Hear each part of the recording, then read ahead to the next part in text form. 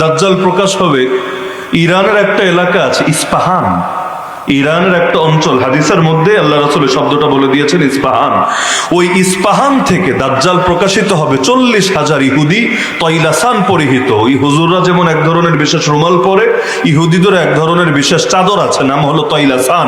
নবী বলেছেন তৈলাসান গায়ে দিয়ে 40,000 ইহুদি দাজ্জালের সঙ্গে সেখান থেকে তারা মানুষের মধ্যে ছড়িয়ে যাবে। ওই যে দাজ্জাল যে প্রকাশিত হবে, এত বেশি, এত গণহারে মানুষ তার দলে সামিল হবে। হাদিসে আছে ব্যক্তি তার ঘরে গিয়ে তার মা, তার বোন, তার স্ত্রী, তার আত্মীয়দেরকে রশি দিয়ে পিলারের সঙ্গে বেঁধে রাখবে, এই ভয়ে পাচ্ছে না তারাও গিয়ে দাজ্জালের বাহিনীতে যোগ দিয়ে বসে। তার মানে পুরুষের তুলনায়ও নারীরা দাজ্জালের ফাঁদে বেশি পা দিতে থাকবে। কেন? মূল কারণ কিন্তু একটাই, সবাই যদি চিনেই ফেলতো, সবাই যদি বুঝেই ফেলতো এটা দাজ্জাল, এটা কাফের, এটা বেঈমান, এটা আল্লাহর দুশমন, ওর দলে গেলে আল্লাহর গজব পড়বে, ওর দলে গেলে দুনিয়া আখিরাত উভয়টা বরবাদ হবে, তাহলে কিন্তু কেউ যেত না। তাহলে মানুষ দলে দলে কেন যাবে? এজন্যই যাবে। কারণ দাজ্জাল যখন আসবে, এই এলেমটা অধিকাংশ মানুষের থাকবে না যে দাজ্জাল একটা ফিতনা, এই ফিতনা থেকে বাঁচা লাগে। এমনকি ইমাম মাহদির অনুসারী একদম কম হবে, একদম কম। এত কম মানুষ কেন ইমাম মাহদির সঙ্গে থাকবে? এত বেশি মানুষ কেন দাজ্জালের সঙ্গে থাকবে? মূল কারণ একটাই, ইলম যত দিন যাবে ইলম কমতে থাকবে, ইলম যত কমবে ফিতনা তত বাড়তে থাকবে, যার কারণে মানুষ নিজের অজান্তেই দলে দলে বেঈমান হতে থাকবে। এজন্য আল্লাহ রাসূল সাল্লাল্লাহু আলাইহি ওয়াসাল্লাম ফিতনার জামানার ব্যাপারে সতর্ক করেছেন। এমন একটা সময় আসবে মানুষ সকালে মুমিন, বিকালে কাফের, বিকালে মুমিন, সকালে কাফের। এই ঈমান কচু পাতার পানির মতো হবে। আজকাল বহুত গ্রামে, আপনাদের এখানে হয়তো নাই, এই গ্রামে আমি আসিনি, আমার ধারণাও নাই, কোথাও কোথাও আছে। মনে করেন কারো বাচ্চা মারা গেল, আল্লাহ হেফাজত করুন, কারো সন্তান ইন্তেকাল করলো, আফসোস করে বলে আল্লাহ কি আর কাউরে পাইলো না, আমার কোল্ডারেই খালি করতে হইলো। শুনেছেন এরকম কথা যে বলে? বিশেষ করে মহিলারা বলে আল্লাহ কি আর কাউরে পাইলো না, আমার কোল্ডারেই খালি করতে হইলো। মানে কি আল্লাহ ভুল করে ফেলেছেন? নাউযুবিল্লাহ। নাকি আল্লাহ ঠকিয়েছেন, জুলুম করেছেন তোমার উপর? আল্লাহ এমন কিছু চাপিয়েছেন যেটা আসলে আল্লাহর উচিত ছিল না, আল্লাহর জন্য এটা মানানসই ছিল না, তা আল্লাহ করেছেন। এই জাতীয় কথা বললে মরা বাচ্চা তো আবার জিন্দা হয়ে যায়, তাই না? মনে হয় হয়তো, নাকি? যদি জিন্দা হতো তাও নয়তো একটা ব্যাপার ছিল যে কথা যা বলে বলুক, অন্তত একটা রেজাল্ট তো এসেছে, মরাটা জিন্দা তো হয়েছে। কিন্তু বাস্তবতা হলো এই কথা বললে মরা মানুষ জিন্দা হয় না, কিন্তু ভেতরে ঈমান যদ্দুর ছিল ওইটাও আর বাকি থাকে না। নবীজি বলেন লাইসা মিন্না, আরে ও তো আমার উম্মতি না। মান দারাবাল খুদুদ ওয়া শাক্কাল জুয়ুব ওয়া দাআ বিদাওয়াল জাহিলিয়া, যে শোক প্রকাশ করতে গিয়ে গাল চাপড়ায়, কাপড় চোপড় ছিঁড়ে ফেলে, অথবা জাহেলি যুগের মতো আল্লাহর ব্যাপারে, দ্বীনের ব্যাপারে মূর্খতাসুলভ কথাবার্তা বলে, নবী বলেন ও আমার উম্মতি না। একদিকে হারালো সন্তান, আর একদিকে হারালো ঈমান। আল্লাহ হেফাজত করুক আমাদের সবাইকে। এটা জুলাই আন্দোলন হলো, ফ্যাসিবাদ মুক্ত হলো বাংলাদেশ, এরপর গান পর্যন্ত বানিয়ে ফেলেছে। ঢাকা শহরে বহু দেয়ালে পর্যন্ত, ওই দেয়ালে পর্যন্ত কালি দিয়ে লিখে দিয়েছে একটা বাক্য। সেই বাক্য হলো মোরা বিধাতার মতো নির্ভয়। মোরা মানে আমরা, বিধাতা মানে আল্লাহ। মোরা বিধাতার মতো নির্ভয়, আমরা আল্লাহর মতো ভয় ডরহীন। আল্লাহর যেমন কোনো ভয় নাই, আমরা যারা আন্দোলন করি আমাদের আল্লাহর মতো, অন্য কারো মতো না, বাঘের মতো, সিংহের মতো না, আল্লাহর মতো আমাদের ভয় ডর নাই। তার মানে আল্লাহর সঙ্গে গুণে আমরা শরীক। আল্লাহরও যেমন ভয় নাই, আল্লাহর আবার কিসের ভয়? একইভাবে আল্লাহর মতো আমাদেরও কোনো ভয় ডর নাই। এই যে একটা বাক্য, যত ভালো চেতনা থেকে বলুক, যত আন্দোলনের স্পিরিট নিয়ে বলুক, কিন্তু একজন মানুষ সুস্থ বিবেকে যদি এই বাক্য একবার বলে, একবার, ঈমান থাকবে না যাবে? কি ধারণা, ঈমান থাকবে না যাবে? এই ফিতনার জামানায় ভাই ইলমের কোনো বিকল্প নাই। অন্তত এই মাদ্রাসাগুলোর কল্যাণে আলহামদুলিল্লাহ এতটুকু তো হচ্ছে, একটা বাচ্চা যদি অন্তত শৈশবে কিছু বছর এখানে একটু মৌলিক ইলমটা শেখে, আল্লাহ কি, রাসূল কি, আখিরাত কি, দ্বীন কি ইত্যাদি মৌলিক ধারণা যদি অন্তত পায়, অন্তত এটা তো হয়, বাকি সারা জীবনই ওই শৈশবের শিক্ষার বড় দাম। বাকি সারা জীবন অন্তত তার ভেতরে ঈমান রক্ষা করার এবং নিজেকে কুফর শিরিক থেকে হেফাজতের একটা একটা আগ্রহ থাকে। তাহলে এলেমের সঙ্গে শুধু সম্মানের সম্পর্ক না, এলেমের সঙ্গে ঈমান হেফাজতের সম্পর্ক আছে। এই ফিতনার জামানায় মৌলিক এলেম যাদের থাকবে না, এরা ঈমান নিয়ে মরতে পারবে এই গ্যারান্টিও দেওয়া যাবে না। এলেমের ব্যাপারে সবাই আগ্রহী হবেন তো ইনশাআল্লাহ? প্রত্যেকে চেষ্টা করবেন, এখানে বড় যারা আছেন আপনারাও চেষ্টা করবেন যে বেশি কিছু পারি বা না পারি, যতটুকু এলেম না জানলে খাঁটি মুসলমান হওয়া যায় না এবং ঈমান নিয়ে বাঁচা যায় না, মরা যায় না, অতটুকু এলেম আমরা শিখবো ইনশাআল্লাহ। যদি বলেন কিভাবে শিখবো, আরে ভাই অসুস্থ হলে চিকিৎসা কিভাবে নেন, বাড়ি বানাতে গেলে ইঞ্জিনিয়ার কিভাবে খুঁজে বের করেন, যেখানে আপনি প্রয়োজন অনুভব করেন সেখানে 10 গ্রাম পাড়ি দিয়ে হলেও, পয়সা খরচ করে হলেও আপনি সেটার জন্য একটা না একটা রাস্তা বের করেন। বাঙালি দেখেন না কেমনে বিদেশ যায়, প্রথমে ইটালি যায়, পরে ইটালি থেকে সমুদ্র পথ পাড়ি দিয়ে কত কষ্ট করে মানুষ কত দেশে গিয়ে হাজির হয়ে যায়। তাহলে কারো ভেতরে যদি তলব জাগে, তলব যে আমাকে এটা করতে হবে, মানুষ সেটা করে ছাড়ে, চাঁদের দেশে পর্যন্ত গিয়ে হাজির হওয়ার চেষ্টা চালাতে থাকে। তাহলে যদি ঈমান নিয়ে বাঁচতে চান, ঈমান নিয়ে মরতে চান, প্রত্যেকে চেষ্টা করবেন অন্তত একজন আলেমের সাথে ব্যক্তিগত সম্পর্ক করে নিজের ঈমান শেখার, মাসালা মাসাইল শেখার, শরীয়ত শেখার, হালাল হারাম শেখার। আর প্রত্যেকে নিজের বাচ্চাদেরকে অন্তত শৈশবে হলেও দ্বীনি প্রতিষ্ঠানে সম্পৃক্ত রাখার, যাতে করে অন্তত আল্লাহ রাসূল চেনে, ঈমান চেনে। না হলে এত পড়ালেখা দিয়ে কি হবে? বড় ডাক্তার সূরা ফাতিহা পড়তে পারে না, বড় ইঞ্জিনিয়ার জানাজার নামাজটা পর্যন্ত আদায় করতে জানে না। আরে কি আফসোসের বিষয়। দেখবেন ঈদের দিন, ঈদের নামাজ পড়েছেন তো আপনারা 2 দিন আগেই তো, ঈদের দিন ঈদগাহে গেলে, জানাজার দিন জানাজা সামনে আসলে নামাজ পড়ার আগে ট্রেনিং ক্যাম্প খোলা লাগে।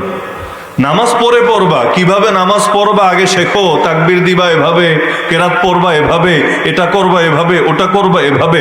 মানে আমাদের এলেম কত বেশি, ইসলামের ব্যাপারে আমাদের জ্ঞান কত বেশি, এটা থেকেও তো বুঝে আসে। লাশ সামনে রেখেও ট্রেনিং দেওয়া লাগে, কারণ সামনে এসে হাজির হয়েছে ঠিকই, তো জানাজা কেমনে পড়বে মনে নাই, হয়তো জানেই না, অথবা জানে, এমন জানে টাইম মতো আর মনে নাই, হুজুরের ট্রেনিং দেওয়া লাগে। ট্রেনিং দিলেও আবার কাজ হয় না, ভুল করে। দেখবেন ঈদের নামাজে হাত তুলে একবার ডাইনে দেখে একবার বামে দেখে, হয় না? ঈদের নামাজে হাতটা তোলার পর একবার ডাইনে দেখে একবার বামে দেখে, মানে হাত কি ছেড়ে দিব নাকি হাত বেঁধে ফেলবো? যদি দেখে 2 পাশের জন একই কাজ করেছে, তাল মিলিয়ে সেও করতে থাকে। আর যদি দেখে মাশাআল্লাহ ডাইন পাশের জন হাত ছেড়ে দিয়েছে, বাম পাশের জন হাত বেঁধে ফেলেছে, সে চিন্তায় পড়ে, হায় আল্লাহ এখন আমার কি হবে, আমার কপালে এখন কি আছে, আমি কি ডাইনের জনরে ফলো করব না বামের জনরে ফলো করব? অথচ একটু আগেও কিন্তু হুজুর ট্রেনিং দিয়েছে, মনে নাই। এই হলো আমাদের ইবাদতের অবস্থা। বাপ মরে গেছে, বাপের গোসলটা কেমনে দিবে, কাফন দাফন কিভাবে করবে, এতটুকু জ্ঞান কয়জনের আছে? কবর খুঁড়তে হয় কিভাবে, সুন্নত তরিকা কি, কবর খোঁড়ার সুন্নত তরিকা নাই, এই কবর খোঁড়ার সুন্নত তরিকা পর্যন্ত জানে না। কোরবানির দিন নিজের হাতে কোরবানি করা উত্তম না হুজুরের হাতে করা উত্তম? যারা নিজে কোরবানি করতে জানে সুন্নত তরিকায়, তাদের জন্য নিজের হাতে করাই উত্তম। আর কেউ যদি এমন হয়, মনে করেন নতুন মুসলমান হয়েছে, এখনো শিখা সারে নাই, সুন্নত তরিকা জানে না, অথবা সাহস নাই, কোরবানি করতে গেলে লাস্টে নিজেই কোরবানি হয়ে যাবে, ওই হিম্মতি তার নাই, গরুর গলায় ছুরি চালাবে, হাড় দুর্বল বা রক্ত দেখলে সে জ্ঞান হারিয়ে ফেলে, ওই টাইপের হলে ভিন্ন কথা, তখন যারা উত্তম ভাবে পারে তাদের সাহায্য নিতে পারে। কিন্তু গণহারে মানুষ নিজে কোরবানি না করে আরেকজনের হাতে কেন কোরবানি করে? আল্লাহ রাসূল নিজের হাতে কোরবানি করেন নাই, সাহাবীরা নিজের হাতে কোরবানি করেন নাই, এরপরও নিজেরা এই জামানায় এসে অন্যের হাতে কেন করায়? কোরবানিটা কেমনে দিতে হয় ওইটাও জানে না, বিসমিল্লাহ আল্লাহু আকবারটা পর্যন্ত ঠিকভাবে পড়তে পারে না। এমনকি আফসোসের কথা কি বলবো, আল্লাহ মাফ করুন, গতকাল নীলফামারীতে একটা মাহফিলে গিয়েছিলাম। যাওয়ার পথে যে কোনো একটা জায়গায় মাগরিবের টাইম হয়ে গেল, ফ্লাইট থেকে নামার পর মাগরিবের রক্ত হয়ে গেছে। এখন ভাবলাম মসজিদে নামাজ পড়ে যাই, জামাতের সঙ্গে নামাজ পড়ে, যেহেতু মাহফিলে যেতে যেতে জামাত শেষ হয়ে যাবে। বদনাম করার জন্য বলা না, সিরেফ একটা স্মৃতিচারণ হিসাবে নামাজ আদায় করলাম। নামাজের ভেতর এখন শুরু করার পর শুধু চিন্তা করছি, হায় আল্লাহ, এমন ইমামের পেছনে নামাজে দাঁড়ালাম, বাজার মসজিদ, সম্ভবত ইমাম সাহেব মনে ছুটিতে হতে পারে, তিনি মুয়াজ্জিন বা অন্য কিছু হতে পারে, আমি জানি না, নিশ্চিত তথ্য নেই। নামাজে এখন কেরাত শুনে আমার শুধু মাথা ঘুরছে, যে যেই কেরাতে দাঁড়ালাম খালি মনে মনে নামাজের ভেতরেই আল্লাহরে বলছি, আল্লাহ অন্তত লাহানে জালি যাতে না করে, ভুল করছে এক অক্ষরের জায়গায় কিছুটা আরেক অক্ষরের দিকে চলে যাচ্ছে, অন্তত ভুলটা যাতে এই পর্যায়ে না যায় যে নামাজই বরবাদ, লাস্টে এই নামাজ ছেড়ে নতুন করে আবার নামাজ পড়তে হবে, অন্তত লিমিটের ভেতরে থাকুক। তাও যাক, কোনো রকম নামাজটা শেষ হলো। নামাজ শেষ করার সময় আসসালামু আলাইকুম রহমতুল্লাহ, এটাও তার উচ্চারণটা ছিল এমন, আসসালামু আলাইকুম রহমতুল্লাহ, আসসালামু আলাইকুম রহমতুল্লাহ। এরপর দোয়ায় হাত তুললো। বাংলাদেশে তো অনেকে ভাবে দোয়া না করার আগ পর্যন্ত তো নামাজ তো আর কমপ্লিট হয় না, এজন্য দোয়া থাক বা না থাক অন্তত চেহারায় একটা থাপ্পড় মারে অনেকে। দেখবেন সালামটা ফিরে আর কিছু যদি টাইম নাও থাকে, আল্লাহুম্মা আমিন, আল্লাহ কবুল করো। কি কবুল করবে? কিছু বল, কবুল করবেটা কিনা বলার টাইম নেই, কিন্তু সেভাবে সালাম ফিরালেও নামাজ শেষ হয় না, এবাদত আর একটা বাকি আছে। তো যাই হোক, এখন হাত তুলেছে, হাত তোলার পর একটু দোয়া করলো। দোয়ার শেষে ওনার বাক্যটা শোনার পর যে প্রসঙ্গে কথাটা বললাম উনি শেষ করলেন এটা বলে, ওয়াজাল আখিরা কালিমাতিনা ইনদাল মাউত লা ইলাহা ইল্লাল্লাহু মুহাম্মাদুর রাসূলুল্লাহ। লা ইলাহা বুঝেন? লা ইলাহা, যেই কালেমা আমাদের বাংলাদেশে অনেক হিন্দুও পারে। লা ইলাহা ইল্লাল্লাহু মুহাম্মাদুর রাসূলুল্লাহ, এটা বহুত হিন্দু সুন্দরভাবে উচ্চারণে বলতে পারে, বহুত খ্রিস্টানও পারে, এই দেশে থাকতে থাকতে, এই সমাজে থাকতে থাকতে। কিন্তু নামাজও পড়তে হলো এমন কারো পেছনে যিনি কালেমাটাও বলেন লা ইলাহা। তার মানে আমাদের এলেম আলহামদুলিল্লাহ কোন উচ্চ পর্যায়ে পৌঁছে গিয়েছে। অধিকাংশ মসজিদে এমন ইমাম না থাকলে সহি কেরাতে নামাজ পড়ানোর মতো একজন লোকও নাই, ইমামও নাই, মুয়াজ্জিনও নাই, মনে করেন যে কোনো কারণে নাই। অধিকাংশ মসজিদে বাংলাদেশে এমন সহি কেরাতে নামাজটা চালায় নেওয়ার মতো একজন লোকও নাই। নাকি আমি মিথ্যে বলছি? আমি মিথ্যা বলছি? অধিকাংশ মসজিদের অবস্থা আল্লাহ হেফাজত করুক। তো এলেম দিয়ে কি হবে? এই জাতি পৃথিবীর বুকে ফিতনায় পড়বে না তো কোন জাতি পড়বে?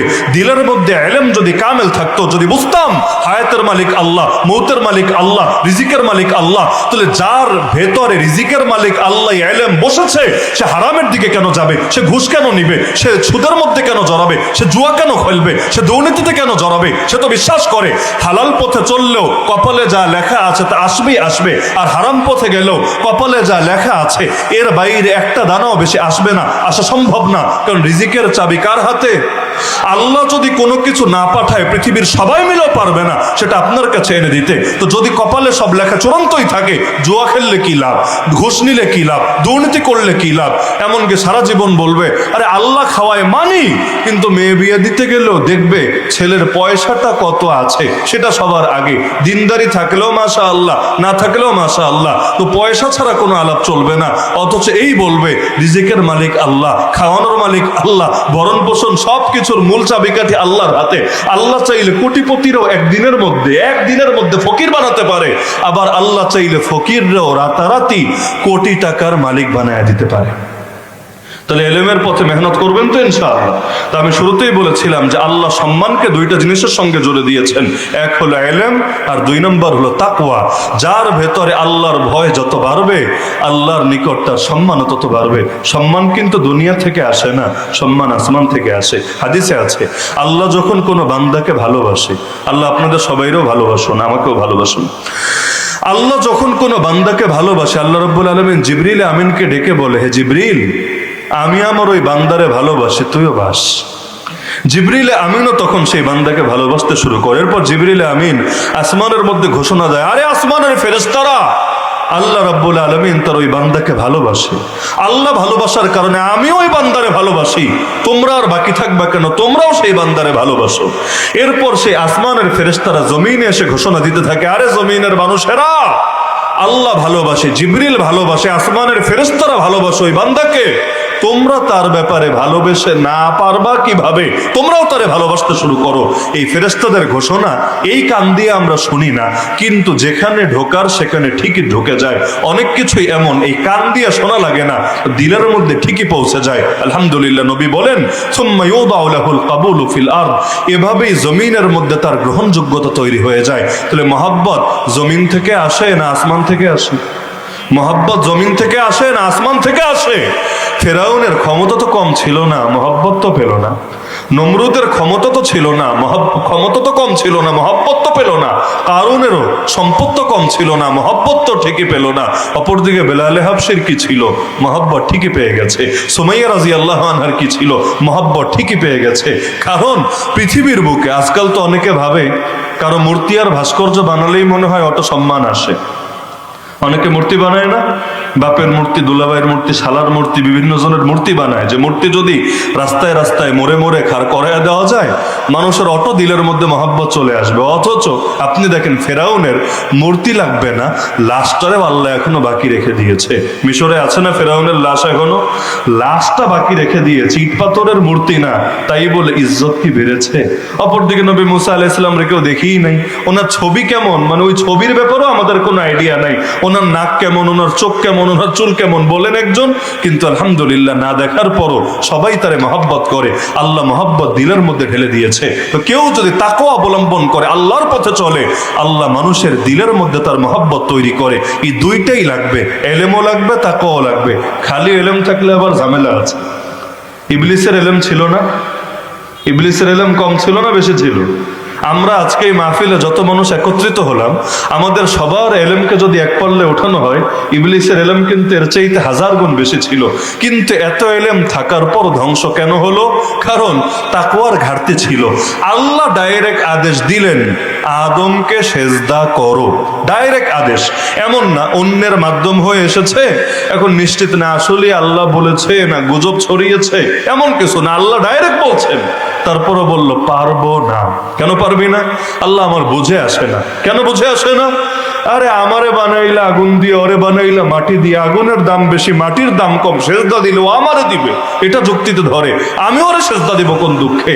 এই হলো এক কারণ। আর দ্বিতীয় কারণ হলো আদম আলাইহিস সালাম তো মাত্র পয়দা হয়েছে, অপরদিকে ইবলিস তো এতদিন ইবাদত করতে করতে বিশাল বড় পীর দরবেশ বুজুর্গ হয়ে গেছে, একদিন দুদিন ইবাদত করেই তো আসমান পর্যন্ত যেতে পারে নাই।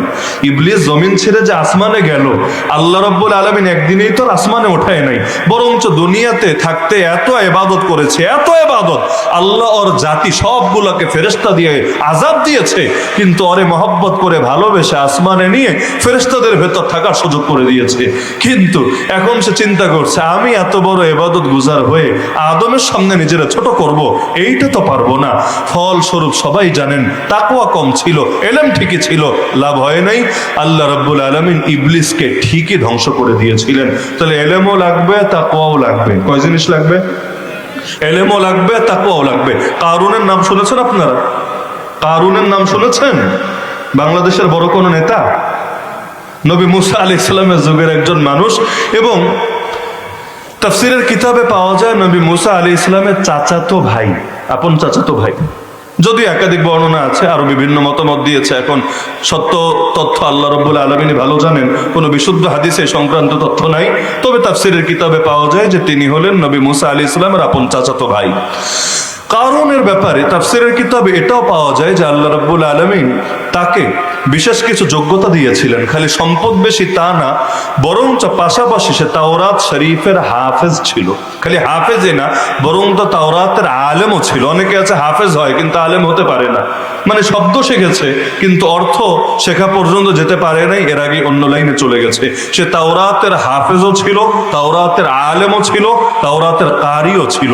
ওই জামানায় তাওরাতের হাফেজ এত বেশি ছিল না, কোরআনের হাফেজ তো আলহামদুলিল্লাহ ঘরে ঘরে। এমন গ্রামেও আমি গিয়েছি আলহামদুলিল্লাহ, এমন কোন ঘর নাই যেই ঘরে অন্তত একজন হাফেজ নাই, এমন একটা ঘরও নাই, প্রতিটা ঘরে ঘরে কোরআনের হাফেজ তৈরি হয়ে গিয়েছে আলহামদুলিল্লাহ। আল্লাহ যদি চান আপনাদের গ্রামও হয়ে যাবে ইনশাআল্লাহ। ইচ্ছা আছে তো নাকি?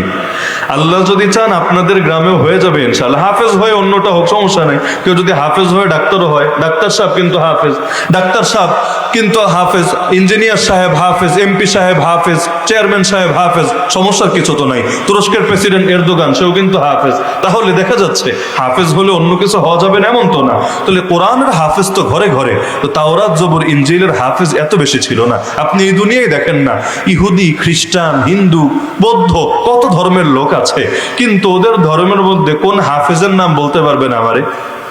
ধর্মগ্রন্থের হাফেজ, ওদের যে ধর্মগ্রন্থ আছে পুরোটা মুখস্থ করে ফেলেছে, এমন হাফেজের নাম প্রকাশ্যে, মানে আপনারা সবাই জানেন, এমন একটা নাম পারলে আমারে বলেন। কিন্তু আলহামদুলিল্লাহ কোরআনের হাফেজ এক টাঙ্গাইলের মধ্যে কয়েক হাজার নাই, পুরো জেলার মধ্যে কয়েক হাজার নাই, লাখও হয়ে যেতে পারে। আল্লাহ তাআলা আরো বারাক, আরো বারাক, আরো বারাক।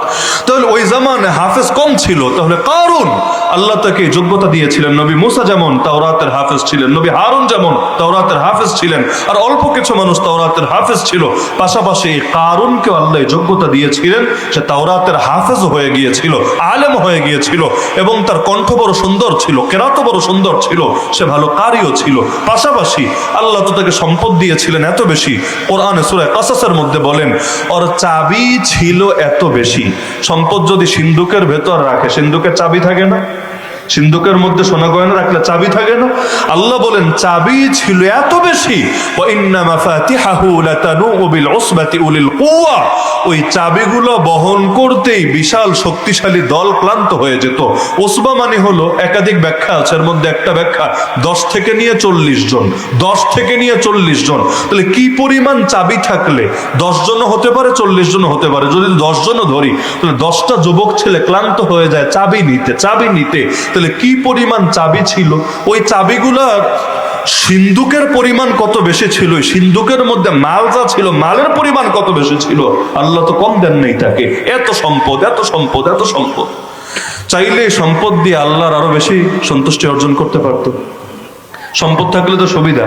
নবীর কাছে এসে গরিব সাহাবীরা বললে, ইয়া রাসূলুল্লাহ, আমরাও নামাজ পড়ি, বড় লোকরাও নামাজ পড়ে, আমরাও রোজা রাখি, বড় লোকরাও রোজা রাখে, কিন্তু ওরা তো আগায় যাচ্ছে জান্নাতের পথে, ওদের টাকা পয়সা আছে, ওরা দান সদকা করে, আমরা তো পারি না, আমরা তো পিছিয়ে যাচ্ছি। ইয়া রাসূলুল্লাহ, আমাদেরকে কোনো পরামর্শ দেন যাতে করে আখিরাতের দৌড়ে না পিছিয়ে যাই, প্রতিযোগিতায় আমরা হেরে না যাই। কারণ নবীর সাহাবীরা দুনিয়ার প্রতিযোগিতা করতেন না, কিন্তু আখিরাতের প্রতিযোগিতা করতেন। নবীর এসে আফসোস করলেন, ইয়া রাসূলুল্লাহ, কোনো পরামর্শ দেন। আল্লাহ নবী তাদেরকে শিখিয়ে দিলেন, তোমরা জিকির যদি করো, তোমরা নামাজের পরে তাসবিহ যদি আদায় করো, এগুলোর বিনিময়ে আল্লাহ তোমাদের আমল নামায় দান সদকার সওয়াব লিখতে থাকবেন। কারুনকে আল্লাহ রাব্বুল আলামিন সম্পদ দান করলেন। এত সম্পদ পাওয়ার পরে সে নবী মুসা আলাইহিস সালামের সঙ্গে তার দ্বন্দ্ব তৈরি হলো কিভাবে? তাফসীরের কিতাবে, তাফসীরে মাযহারের মধ্যে লম্বা করে তিনি আলোচনা করেছেন একাধিক সূত্র দেখিয়ে।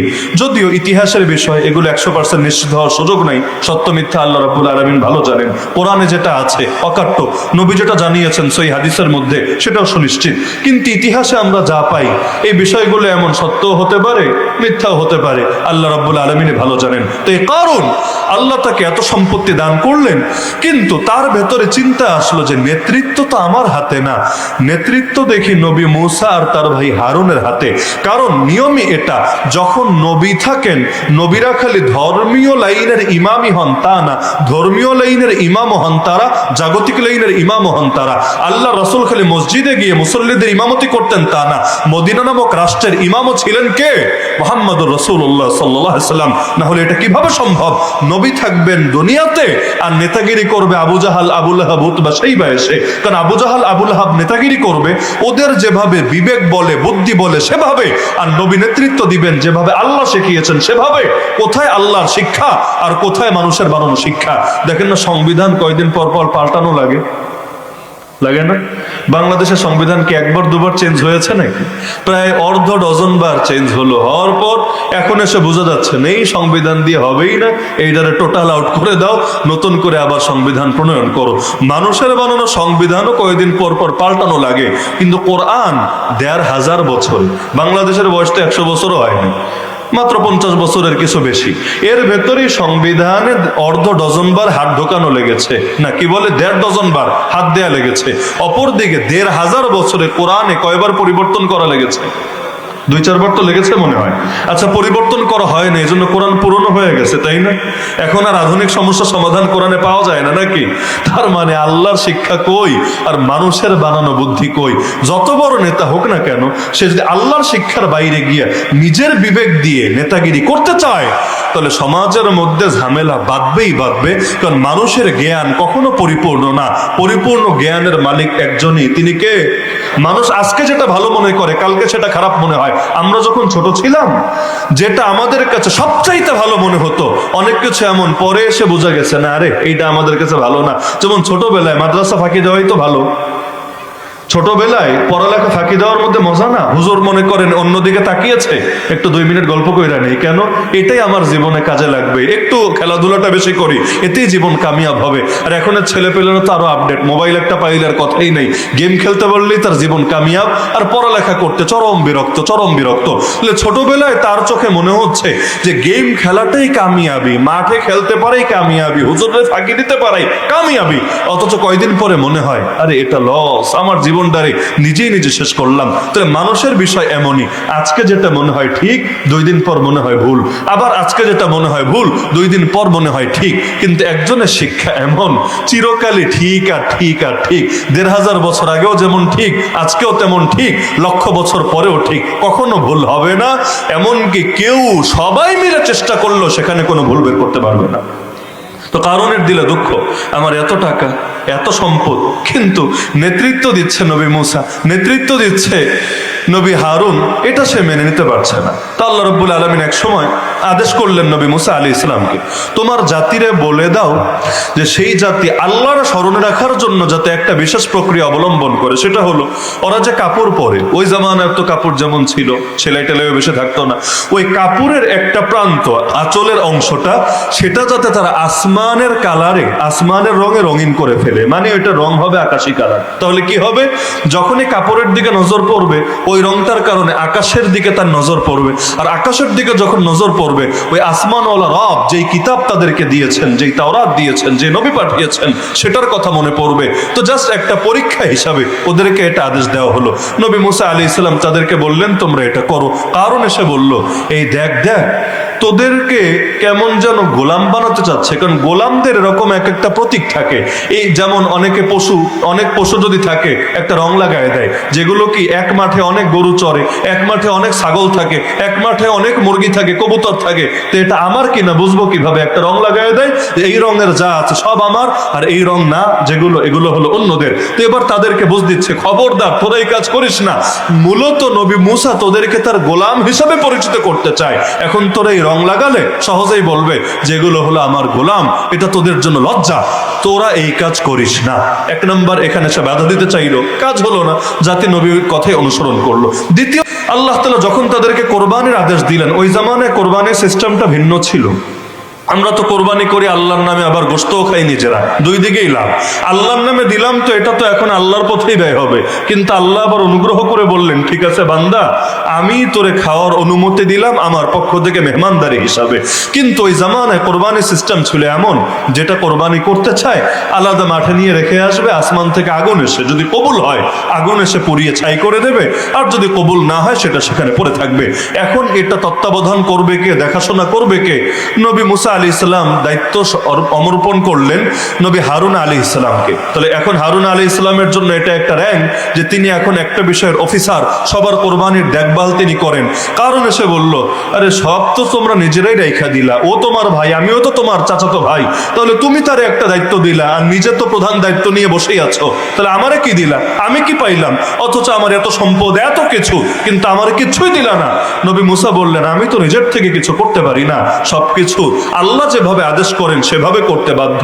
আল্লাহ আদেশ করেছেন হারুনকে দায়িত্ব দিতে, আমি তাকে দায়িত্ব দিয়েছি। তোমার ব্যাপারে আদেশ আসে নাই, তাই তোমার ব্যাপারে আমার করার কিছু নাই। আবার তার ভেতরে আঘাত লাগলো।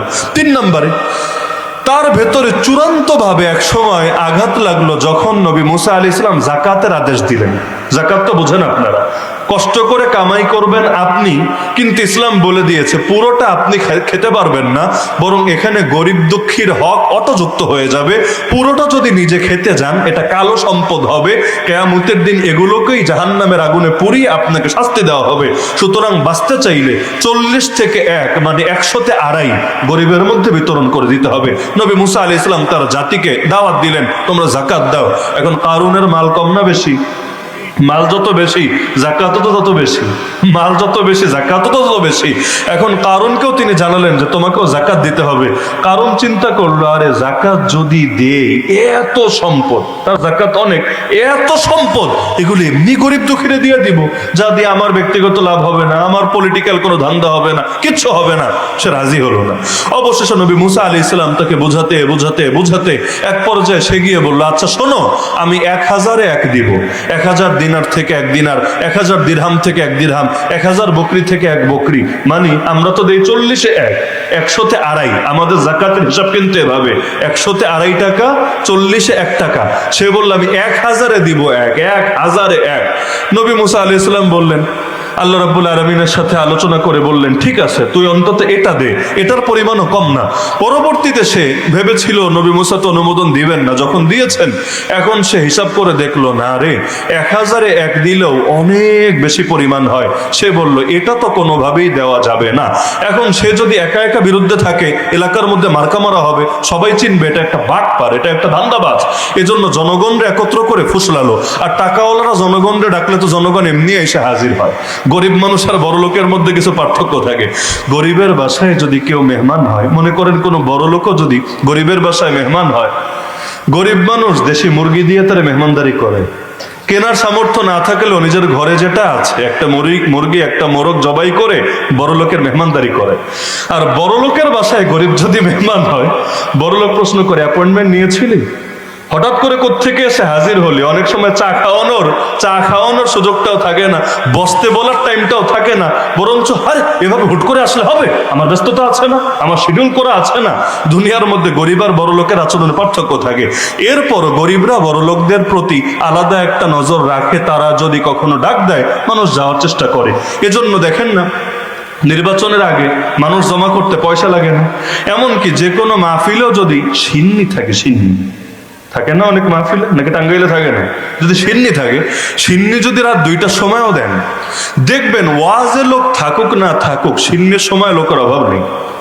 এমনকি শুক্রবার দিন মসজিদে যদি সিন্নি থাকে, অনেক এলাকায় চলে এগুলা, জুম্মার পরে সিন্নি থাকে, এমন ছেলে পেলেও এসে হাজির হবে যারা জুম্মার নামাজটাও পড়ে নাই, কিন্তু সিন্নি দেওয়ার সময় দৌড়াইয়া এসে হাজির হবে। ভাবটা এমন, নামাজ পড়ি নাই, এক পাপ করেছি, সিন্নি না খেয়ে আরেক পাপ করবো নাকি? পাপের পাল্লা এত ভারী করা যাবে না। এজন্য বহুত বাঙালি আছে রোজা রাখতে রাজি না, কিন্তু ইফতার মিস করতে আবার রেডি না। ইফতার খায়া ছাড়বে ঠিকই, কিন্তু রোজা রাখতে রাজি না। দুপুরে ঘরে ঘরে লুকায় ঠিকই খাবার খায়। আল্লাহ হেফাজত করুন। তো এখন কারণ ডাকলো তার এলাকার জনগণকে, জনগণ এসে হাজির হলো। সে বলল, দেখো নবী মুসা কি ফাইজলামি শুরু করেছে, তোমাদেরকে তো গোলামের মতো বানিয়ে ছেড়েছে। এখন তার খারাপ নজর তোমাদের সম্পদের উপরও পড়েছে, তোমাদের সম্পদও তার লাগবে। মূলত সে আসলে যাকাত টাকাত কিছু না, সে তোমাদের সম্পদে ধান্দাবাজি করতে চাচ্ছে, এগুলো গিলে খেতে চাচ্ছে। এর দ্বারা নিজের দল ভারী করার, নিজের ধান্দাবাজি করার পথ মূলত খুলছে। তো তোমরা কি চাও তোমাদের কষ্টে অর্জন করা সম্পদ এভাবে নবী মুসার দখলে চলে যাক? সাধারণ জনগণ তো অনেক সময় অত কথা চিন্তা করে না। তারা ভাবলো নবী মুসার আপন চাচাতো ভাই বলছে, সে কি আর মিথ্যা বলতে পারে? তারা বললো, আচ্ছা আমরা কি করব, আপনি বলেন, আপনি আমাদের বড়, আপনি আমাদের সমাজের গণ্যমান্য ব্যক্তি, আপনি বলেন আমরা কি করব। এবার সে বলল, চলো আমরা মুসার এমন একটা শিক্ষা দেই, জীবনে যাতে কোনোদিন আমাদের সম্পদের দিকে বা আমাদের দিকে আর কোনো বাঁকা নজর দেওয়ার, আর কোনো ধান্দা করার চিন্তাও না করতে পারে। আমরা তার ইজ্জতই বরবাদ করে দিই, ইজ্জত। এখন কিভাবে কি করা যায়, সেখানে বসে এসে সিদ্ধান্ত নিল, নবী মুসা আলাইহিস সালামের চরিত্রে দাগ লাগাবে কোনো একজন নারীকে ভাড়া করে, বেশ্যা নারী, চরিত্রহীন নারী, দুশ্চরিত্রা নারী, তাকে ভাড়া করে এনে তাকে পয়সা টয়সা দিয়ে যে কোনো ভাবে ম্যানেজ করে নবী মুসার ব্যাপারে জিনার অপবাদ উঠাবে। নাউযুবিল্লাহ। আর কোন নারী যদি কোনো পুরুষের ব্যাপারে অপবাদ উঠায়, যাচাই বাছাই পরে মানুষ আগে সকলে ওই পুরুষের বিরুদ্ধে চলে যায়। মনে করেন বাজারে যদি একটা মহিলা হঠাৎ চিল্লান মারে, আরে সে আমার দিকে ব্যাড টাচ করেছে, আমার গায়ে ব্যাড টাচ করেছে, আমার কাপড় ধরে টানাটানি করেছে, আমাকে ইফটিজিং করেছে, পাবলিক ওই পুরুষের কথা শুনবে পরে, আগে মাইরা ওরে আদামরা করে হাড্ডি গুড্ডি ভেঙে হাতে ধরিয়ে দিয়ে এরপর বলবে তোমার কোনো সে আছে, তোমার কোনো বলার কিছু আছে। এরপর সে বলবে আমি তো জানি না কিছু, ততক্ষণে মায়ের জাকা ওর খেয়ে ফেলেছে। এটাই কিন্তু স্বাভাবিক, এই আধুনিক যুগও স্বাভাবিক। মহিলা যদি কিছু বলে, পাবলিক আর এটার উপর কোনো কিছু চিন্তাই করতে চায় না। ওই জুলাইখা যেমন ফাঁসাতে চেয়েছিল নবী ইউসুফ আলাইহিস সালামকে, নবী ইউসুফ কি করেছেন? কিছুই তো করেন নাই, উল্টা ও পাপে জড়াতে চেয়েছে। নবী ইউসুফ আর ডাকেও ছাড়া দেন নাই। কিন্তু এরপর 10 বছর জেল খাটতে হয়েছে। পাপ না করেও 10 বছর জেল করেন নাই, করলে জেলে যাওয়া লাগতো না, কিন্তু করলেন না কেন? এই কারণে ওই জিনার অপবাদ নিয়ে, এমনি এমনি না, ওই জিনা করেন নাই তো জিনার অপবাদ নিয়ে 10 বছর জেল খাটতে হয়েছে। অবশেষে বাদশাহ স্বপ্নের ব্যাখ্যা করার পর বাদশাহ যখন মুক্তি দিতে চেয়েছেন, তিনি বলেছেন না না, এভাবে তো বের হব না। এখন যদি আমি বের হই, লোকে বলবে আপনার দয়ায় বের হয়েছি, আপনার অনুগ্রহে বের হয়েছি। সবাই বলবে আমার চরিত্র ঠিকই খারাপ, কিন্তু আপনি দয়া করে আমাকে মুক্তি দিয়েছেন, এভাবে আমি বের হব না। বরঞ্চ আসলেই যদি আপনি আমার ব্যাপারে মহব্বত রাখেন, আগে ওই মহিলাদেরকে ডেকে এটা তদন্ত করে প্রমাণ করে ছাড়েন, সবাই দেখায় দেন আমি নির্দোষ, আমি ভিকটিম, ওরা মূলত আমাকে ফাঁসিয়েছে ওদের ধান্দাবাজি, ওদের স্বার্থ চরিতার্থ করার জন্য। অবশেষে সেই বাদশা সেটাই করলেন। জনগণ দেখলো নবী ইউসুফ আলাইহিস সালাম বিনা অপরাধে 10 বছর জেল খেটেছেন। সকলের ভেতরে এবার আরো মহব্বত তৈরি হলো। এতদিন তো খারাপ ধারণা, এখন খারাপ ধারণা দূর হয়ে আরো মহব্বত তৈরি হলো। আলহামদুলিল্লাহ, জেল থেকে মুক্ত হলেন, মুক্ত হয়ে মন্ত্রী হলেন, একসময় মিশরের বাদশাহ হলেন, একসময় গোটা মিশরটাই ইসলামী রাষ্ট্রে পরিণত হয়ে গেল। আলহামদুলিল্লাহ। তো এখন কারণও চাইলো নবী মুসা আলাইহিস সালামের ব্যাপারে অপবাদ দিতে। এখন পয়সা থাকলে তো দুনিয়াতে বহুত কিছুই করা যায়। এক নারীকে ডেকে এনে রাজি করালো। কিসের বিনিময়ে? এটা নিয়ে বহু বিবরণ পাওয়া যায়। কেউ বলেছে 1000 দিনার স্বর্ণ মুদ্রা, কেউ বলেছে 1000 দিরহাম, কেউ বলেছে স্বর্ণের বিশাল একটা স্তূপ, এক একজন এক একটা। এমনকি কোন কোন বর্ণনা এমনও পাওয়া যায়, সে বলেছে যে আমি তোকে এই পরিমাণ সম্পত্তি দিব তো দিব, তোরে আমার বউ বানায় নিব। অনেকগুলো বউ ছিল এমনি কারণের, ওই জামানায় তো পয়সা থাকলে এগুলো ব্যাপারে ছিল না, হেরেম বড় দাসী আর বউ, তোরে আমার বউ বানায় নিব। কিন্তু শর্ত একটাই, নবী মুসার ব্যাপারে প্রকাশ্যে পাবলিক প্লেসে জনসম্মুখে আমি যখন তোরে বলবো, তখন তুই বলবি যে নবী মুসা তোর সাথে জিনা করেছে। নাউযুবিল্লাহি মিন যালিক। তো এরপরে নবী মুসা আলাইহিস সালাম নির্দিষ্ট দিনে তিনি জাতির উপদেশ দিতেন, ওয়াজ করতেন, নসিহত করতেন। তো একদিন তার ঘরের সামনে মানুষজন উপস্থিত, নবীর জবান থেকে কিছু দ্বীনি কথা শুনবে, ইসলাম শিখবে, ইলম শিখবে। নবী মুসা আলাইহিস সালাম বের হলেন, কারুন উপস্থিত, তার চেলাচামুন্ডু উপস্থিত, ওই নারীও উপস্থিত। তাদের ধান্দা আজকে সবার সামনে নবী মুসাকে কলঙ্কিত করবে, তাকে বেইজ্জতি করবে। এবার সেখানে এই কারুন শুনতে শুরু করলো নবী মুসা কি বলে। নবী মুসা আলাইহিস সালাম প্রথমে আলোচনা শুরু করলেন, শোনো হে আমার জাতি, কেউ যদি চুরি করে তার ব্যাপারে আল্লাহর নির্দেশ হলো তার হাত কেটে দিতে হবে। কেউ যদি কোনো সতী সাধী নারীকে অপবাদ দেয়, তার ব্যাপারে আল্লাহ শাস্তি হলো ওই অপবাদদাতাকে নির্দিষ্ট পরিমাণ বেত্রাঘাত করতে হবে। কেউ যদি জিনা করে, আল্লাহর বিধান হলো সে যদি অবিবাহিত হয় তাকে নির্দিষ্ট পরিমাণ বেত্রাঘাত করতে হবে, আর যদি বিবাহিত হয়, তার আগ থেকে বউ থাকে, এরপরও জিনা করে, পাথর মেরে মেরে তাকে হত্যা করে দিতে হবে, আল্লাহর বিধান। নবী মুসা আলাইহিস সালাম এভাবে ওয়াজ করছেন। হঠাৎ করে কারুন বলছে আমার একটু কথা আছে। নবী মুসা বলেন কি বলার বলে ফেলো। কারুন বলল আচ্ছা, যদি জিনাটা আপনি করেন, তাহলে আপনি যে শাস্তি শোনাচ্ছেন আমাদেরকে, জিনাটা যদি আপনি করেন তাহলে? নবী মুসা আলাইহিস সালাম তিনি গর্বের সাথে বললেন, এটা যদি আমি করি এক্ষেত্রে প্রযোজ্য হবে, কোনো ছাড় নেই, ইসলামের বিচারে তো ভাগাভাগি নাই। আল্লাহ রাসূল সাল্লাল্লাহু আলাইহি ওয়াসাল্লাম বলেছেন না, আমার মেয়ে ফাতেমাও যদি চুরি করে, আমার মেয়ে মুহাম্মাদের মেয়ে ফাতেমাও যদি চুরি করে, লাকাতাতু ইয়াদাহা, আমি মুহাম্মদ তার হাত কেটে দিব। সে আমার মেয়ে বলে কোনো স্বজনপ্রীতি করব না, আলাদা খাতিরদারি করব না, বরঞ্চ অন্য কোনো মহিলা চুরি করলে যে শাস্তি, আমার মেয়ে চুরি করলো একই শাস্তি। ইসলামে পরিবারতন্ত্র চলে না। তো নবী মুসা আলাইহিস সালাম স্পষ্ট বলেন, আমি যদি করি একই শাস্তি, কোনো ভিন্নতা হবে না। এবার কারুন তো মহা খুশি, সে তো দলিল পেয়ে গেছে। সে বলল আচ্ছা, বনি ইসরাইল তো মনে করে আপনিও করেছেন। নবী মুসা আলাইহিস সালাম তো আসমান থেকে পড়লেন, নাউযুবিল্লাহ, কি বলছে এটা? বলল এই দাবি কে করেছে, প্রমাণ কি?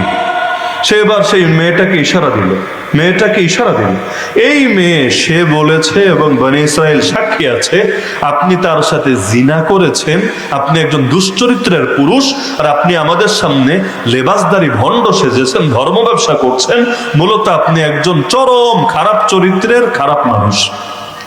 নবী মুসা আলাইহিস সালাম তিনি তো বড় চিন্তায় পড়ে গেলেন। তিনি তো যা বোঝার বুঝে ফেললেন যে পরিকল্পিত নাটক করে তাকে ফাঁসানোর চেষ্টা করা হচ্ছে। নবী মুসা আলাইহিস সালাম প্রথমে আল্লাহর কাছে সাহায্য চাইলেন, কারণ যে কোনো বিপদে মুক্তি দেওয়ার মালিক একমাত্র কে? বর্তমান পৃথিবীতে মুসলমানরা যে এত বিপদে, প্রথম কেবলা আমাদের হাতে নাই, সারা পৃথিবীতে মুসলমানদের এমন একটা অবস্থা, 100 বছরের বেশি ইসলামের খেলাফতটা পর্যন্ত নাই। এমনকি আল্লাহকে গালি দেয়, নবীরা গালি দেয়, আলেমদের ধরে জেলে ভরে রাখে, কি পরিমাণ নির্যাতন নিপীড়ন হচ্ছে। এই অবস্থা থেকেও আমাদেরকে মুক্ত করতে পারেন একমাত্র কে? বদরের ময়দানে আল্লাহ রাব্বুল আলামিন যেভাবে, সবাই ভেবেছিল আজকে শেষ। আবু জাহাল বলেছিল আজকের পর এই পৃথিবী তার আল্লাহর ইবাদত হবে না, কিন্তু আলহামদুলিল্লাহ আল্লাহর কি কুদরত, আল্লাহর ইবাদত আজও হচ্ছে, কিন্তু আবু জাহালের নাম নেওয়ার লোক খুঁজে পাওয়া যাচ্ছে না। তাহলে সব জামানায় সাহায্য তো করতে পারেন একজনই, তিনি কে? আল্লাহ। নবী মুসা আলাইহিস সালাম আল্লাহর কাছে সাহায্য চাইলেন।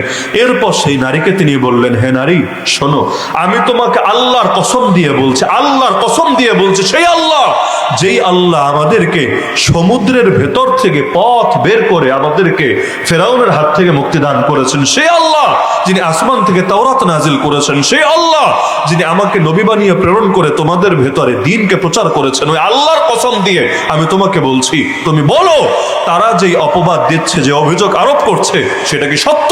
স্পষ্ট ভাবে বলো। এবার আল্লাহ রাব্বুল আলামিন সমস্ত মানুষের দিল কার হাতে? আল্লাহ চাইলে যে কারো দিল যে কোনো সময় ঘুরাই দিতে পারেন। যে ওমর বের হয়েছিল নবীর কল্লা কাটতে, কল্লা, যে সাহস তখন আবু জাহলও করে নাই, যে ওমর বের হয়েছে নবীর কল্লা কাটতে, আল্লাহ সেই ওমরকে এমন ভাবে কবুল করেছেন, নবী বলেন আমার পরে যদি কেউ নবী হতো সেই নবী হতো এই ওমর।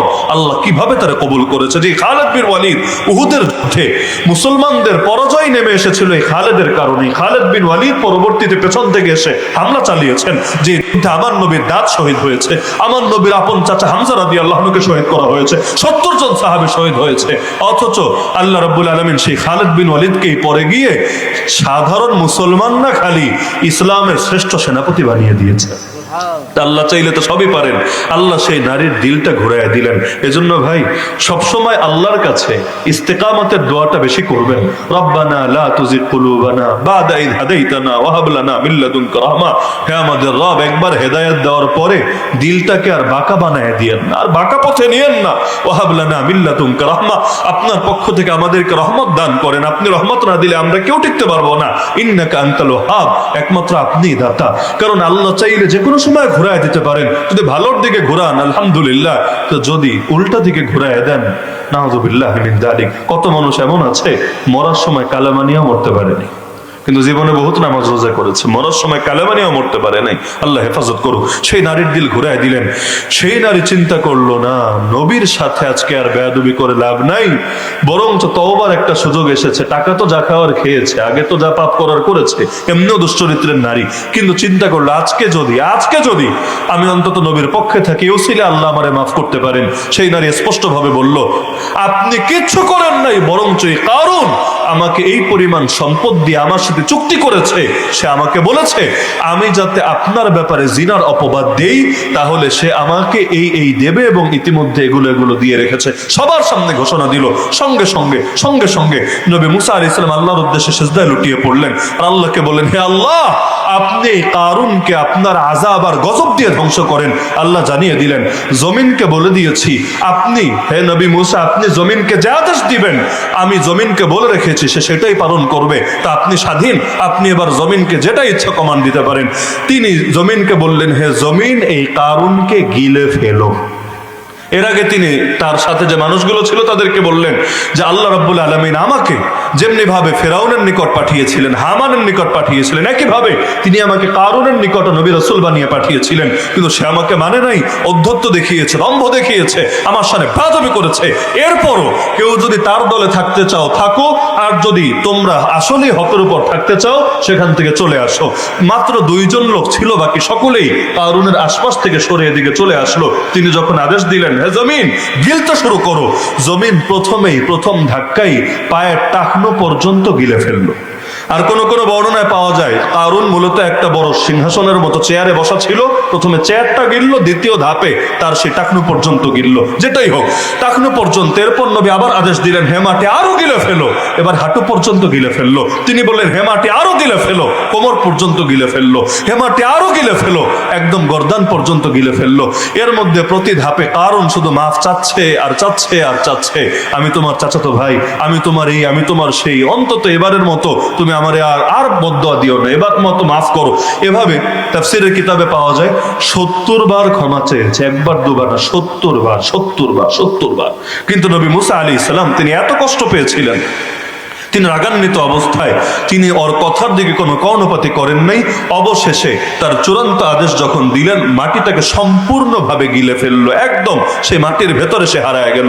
এদিকে কিছু লোক, বনি ইসরাইল তো বনি ইসরাইল, আজকের ইসরাইলের পূর্বপুরুষ, কিছু লোক অপবাদ রটালো যে মূলত নবী মূসার ওই কারুন মিথ্যা বলে নাই, মূলত নবী মূসার নজর আসলে সম্পদের দিকেই। এই কারুনের সাথে এতবার মাফ চাওয়ার পর মাফ করে না, এ কারণে কারুনের অনেক মাল আছে, এবার মূসা একা সব দখল করে খাবে। নিজে মাল দখল করার জন্য কারণ মাফ চাওয়ার পরও তারা ছাড়ে নাই, মাটিরে বলেছে তারে গিলে খেতে, এখন সব সম্পত্তি দখল করবে। এবার তিনি আল্লাহকে বলেন, আল্লাহ ওর সম্পদ, ওর ঘর বাড়ি, ওর সবকিছু এগুলো মাটির ভেতর ধসায় দেন। আল্লাহ রাব্বুল আলামিনের আদেশে মাটি তার বাড়ি সহ সবকিছু ধসিয়ে দিল। আল্লাহ রাব্বুল আলামিন সূরা কাসাসের আয়াতে এদিকে ইঙ্গিত করে বলেন, ফাখাসাফনা বিহি ওয়া বিদারিহিল আরদ, আমি আল্লাহ কারুনকে এবং ওর বাড়িকে মাটির ভেতর ধসিয়ে দিলাম। ফামা কানা লাহু মিন ফিআতিন ইয়ানসুরুনাহু মিন দুনিল্লাহ, কেউ তাদেরকে আল্লাহর আযাব থেকে বাঁচাতে পারে নাই। ওমা কানা মিনাল মুনতাসিরিন, আল্লাহর বিরুদ্ধে তারা বিজয়ী হতে পারে নাই। কোন কোন বর্ণনা এমন পাওয়া যায়, আগেই বলেছি যে ইতিহাসের বর্ণনা এগুলো কোনোটাই নিশ্চিত দাবি করার সুযোগ নাই। আল্লাহ রাব্বুল আলামিন নবী মূসাকে বললেন, হে মূসা, কারণ আপনার কাছে 70 বার মাফ চাইলো, আপনি মাফ করেন নাই, ও যদি একবার আমারে ডাকতো, আমার কাছে মাফ চাইতো, আমি আল্লাহ তাকে ঠিকই মাফ করতাম। কারণ এর চাইতে বড় পাপিষ্ঠ কেউ লা তাকনাতু মির রাহমাতিল্লাহ, আমি আমার রহমত থেকে নিরাশ হতে না করি, আমি মাফ করে দিই। তাহলে এই যে কারুন ধ্বংস হলো কেন? ইলম তো ছিল, সম্পদ তো ছিল, কিন্তু তাকওয়ার ঘাটতি ছিল। সুতরাং আমার সব কথার মূল কথা জাস্ট দুইটা পয়েন্ট, সম্মান যদি পেতে চান, ইজ্জত যদি পেতে চান দুনিয়াতে প্লাস আখিরাতে, তাহলে ইলমও লাগবে, তাকওয়াও লাগবে। কয় জিনিস লাগবে? এলেমও লাগবে। যতটুকু এলেম না থাকলে হালাল হারাম মেনটেন করে চলা যায় না, যতটুকু এলেম না থাকলে ঈমান নিয়ে বাঁচা যায় না, ঈমান নিয়ে মরা যায় না, অতটুকু এলেম আমাদের সবার লাগবে। আর যে যেই পেশায় আছেন, কেউ চাকরি করেন, কেউ ব্যবসা করেন, কেউ রাজনীতি করেন, ওই লাইনের এলেম লাগবে। রাজনীতি করতে করতে বুড়া হয়ে গেছেন, বুড়া, যদি জিজ্ঞেস করি ভাই রাজনীতির ক্ষেত্রে নবীর সুন্নত কি কি, রবের শেখানো ফরজ কি কি, বলেন, হা করে তাকায় থাকে। রাজনীতিতে আবার ফরজ আছে, রাজনীতিতে আবার সুন্নত আছে? আমরা তো ভেবেছি এগুলো খালি উযু নামাজে আছে। এমনকি ব্যবসা করতে করতে জীবন শেষ, জিজ্ঞেস করবেন এই দোকানদারি আর ব্যবসা করার ক্ষেত্রে নবীর সুন্নত কি একটু বলেন, হা করে তাকায় থাকবে। এই লাইনেও আবার সুন্নত আছে, নাউযুবিল্লাহি মিন যালিক। সুতরাং ইলমও লাগবে আর রবের ভয় তাকওয়াও লাগবে। আল্লাহ রাব্বুল আলামিন আমাদের সবাইকে এই দুইটা নেয়ামত হাসিল করার তৌফিক